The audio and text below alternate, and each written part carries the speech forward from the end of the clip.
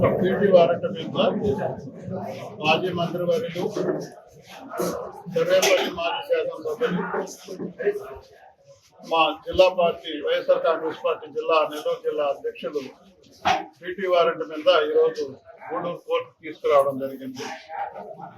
ఉదయం నుంచి ఏదో అలిగాని తీవ్రవాదం తీసుకొస్తున్న వాతావరణం పోలీస్ శాఖ మరి వారేమంటే జ్యుడిషియల్ వాళ్ళు కూడా చెప్పారు మాకు అన్నట్టుగా మాట్లాడుతున్నారు. ఇక్కడ మన భారతదేశంలో ఉన్నాం, అందులో తెలుగు సంస్కృతి ఆంధ్రాలో ఉన్నాం. సున్నాతనంగా రాజకీయాలు చేయడం గౌరవప్రదంగా ఉంటుంది.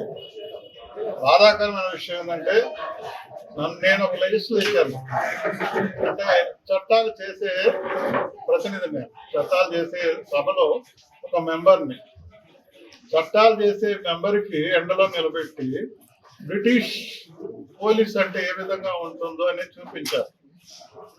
చట్టాలు అమలు పరిచే వాళ్ళు, చట్టాలు చేసే వాళ్ళకి ఇచ్చే గౌరవం ఈరోజు నన్ను ఎండలో నిలబెట్టడం జరిగింది. నాకు దానివల్ల పెద్ద కిరీటాలు ఏం పడలేదు.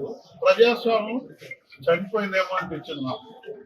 డెమోక్రసీ ప్రపంచ దేశంలోనే భారతదేశ డెమోక్రసీ అంటే గొప్పగా చెప్తారు. అంటే డెమోక్రసీ ఉందా ఆంధ్ర రాష్ట్రంలోని బాధేస్తుంది.